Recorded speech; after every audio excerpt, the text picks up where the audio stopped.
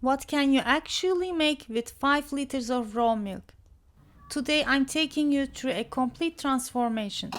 From skimming thick, velvety kaymak to fermenting the perfect pot of yogurt and finishing with the softest no-yeast baslama you have ever tasted. This is the ultimate guide to mastering milk in your own kitchen. There is a specific kind of joy in carrying 5 liters of fresh, raw milk home from the market. It's heavy, it's fresh, and it's full of potential.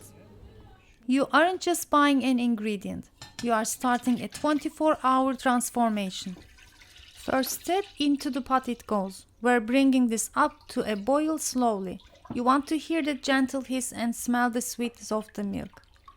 We are just not boiling to clean it, we are preparing it to give up that beautiful cream. Once it reaches a boil, let it simmer for a few minutes, turn it off, and once it is cooled to room temperature, let it sit in the fridge overnight. I do this to collect the beautiful cream, the kaymak, from the top.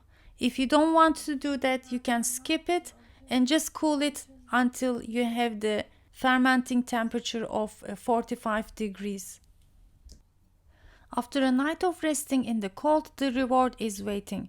You can see how the fat has risen to the top and solidified into this beautiful thick crust. I'm just running the knife around the edges to set it free. Now look at this. I like to gently fold it over, layer by layer. It's almost like rolling up a silk rug. You want to be careful not to break it. We want to keep all that creamy texture intact. It's dense, it's rich, and it's completely natural. No store-bought version can ever compete with this clotted consistency. Gently lifting it onto the plate, and we have our homemade kaymak. We have literally skimmed the best part of the 5 liters right off the top. This goes back into the fridge to firm up while we deal with the rest of the milk.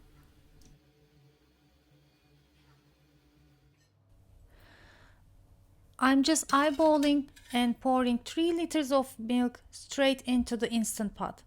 I love using this because it keeps the temperature so steady, which is the secret to a consistent ferment.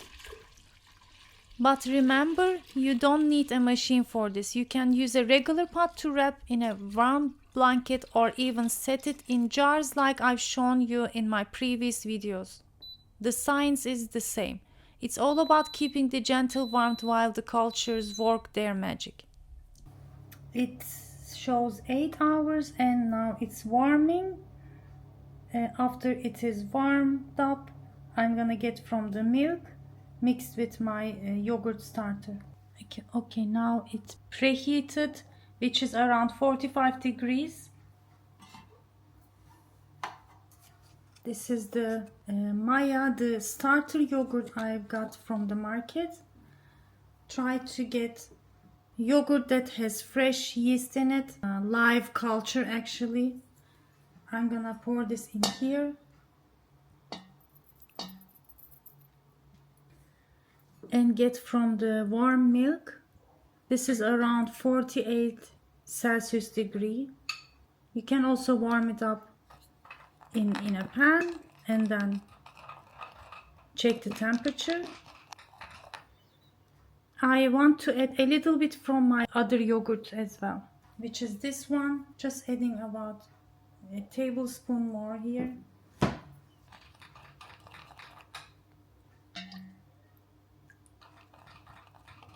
And gonna transfer it back into the pot. Bismillahirrahmanirrahim. Just gently stir once and it's ready to ferment. I'm gonna close the lid and wait for 8 hours. 8 hours later, the yogurt has set beautifully, but here is the most important tip. Don't touch it yet. If you dig in now, you'll break the structure. I'm gently placing the whole pot into the fridge overnight. And the next morning, look at that beautiful result. Chilled and firm. This is exactly what we want. Now we have seen the success of our 3-liter batch, it's time to put some of it to work. We are using this fresh yogurt as the base for our soft bazlama bread.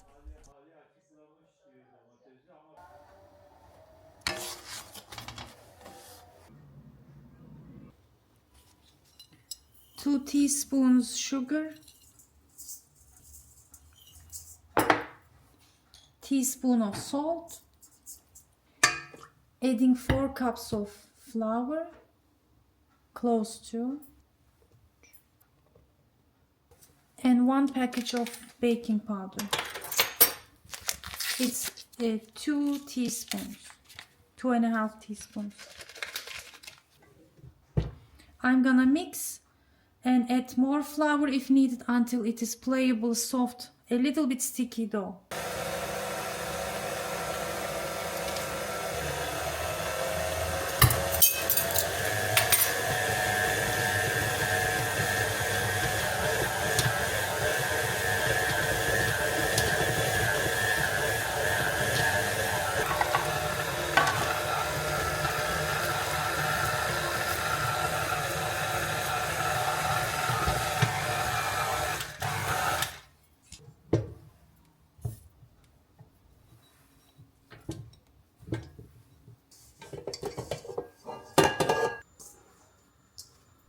I'm dividing our dough into 7 pieces, roughly the size of an orange.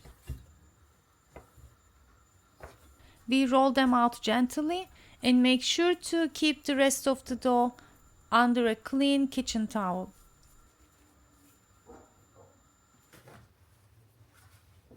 I roll the balls into 0.5 centimeter thickness. We don't use oil for cooking. We want that authentic dry heat char.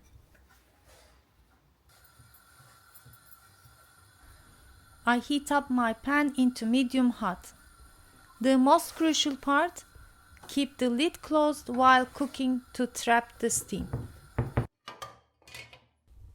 Flip them frequently to get that perfect puff. And as soon as they come off the heat, wrap them in a dampened cloth. This keeps them incredibly soft and pliable.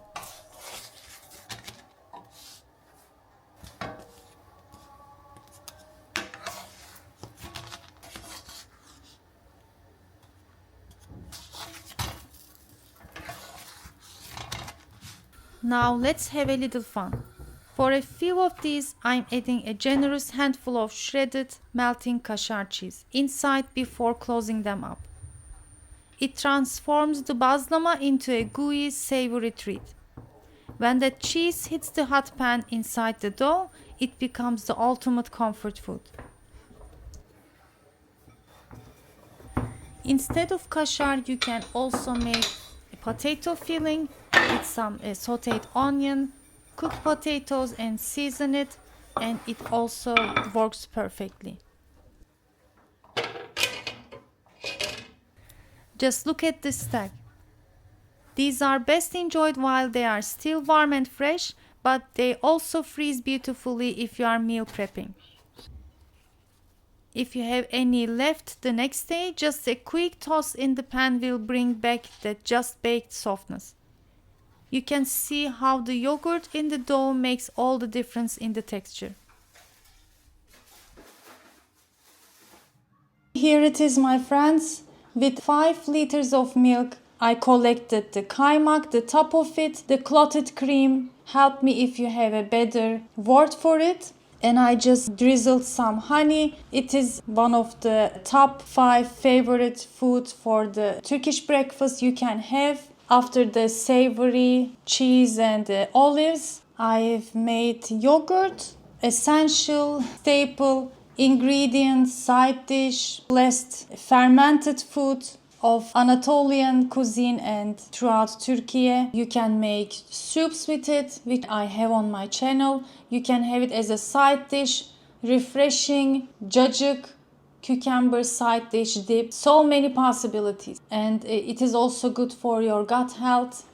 fermented food. And then here is the bazlama, classic authentic bread we make throughout Anatolia. But this time I wanted to make it very easy and still have it fluffy with the help of the yogurt. It keeps it very soft. So it's very easy to make. If you're afraid of making yeast dough, this is perfect for you. But still with the same ingredients, you can also make a basic yeast dough and then ferment it and make the same steps to finish beautiful soft bazlama. I want to try from the soft bazlama with the kaymak and honey. This is very elegant way of finishing your breakfast. You just get some from both into your bazlama and enjoy. Bismillahirrahmanirrahim. Believe me, my friends, this could be one of the top simplest and beautiful dessert you can have. An elegant, natural, 2-ingredient, perfect breakfast dessert. You have to try this. You have to try this. This also goes well with rose jam, which I shared with you many years ago in the on my channel. Both are very staple items to serve for breakfast, especially when you have guests or in the restaurants outside, you can have it. So my friends, I hope you enjoyed this episode. Don't forget to give thumbs up, leave a comment, and to support my channel and share the video with others if you think it is helpful, so I can continue to make more content for you. Thanks for watching and I'll see you in the next episode. Afiyet olsun.